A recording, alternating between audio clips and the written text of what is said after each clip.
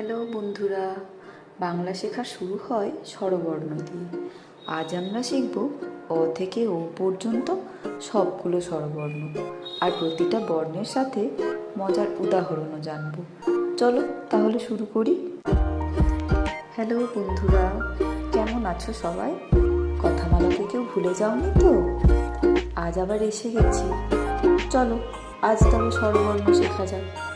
জানো তো, যেসব বর্ণ একা একা উচ্চারণ করা যায় তারা স্বরবর্ণ নামে পরিচিত, আর যারা অন্যের সাহায্য ছাড়া উচ্চারিত হতে পারে না তারা ব্যঞ্জন বর্ণ। আর একদিন তোমাদের ব্যঞ্জন বর্ণ শেখাবো।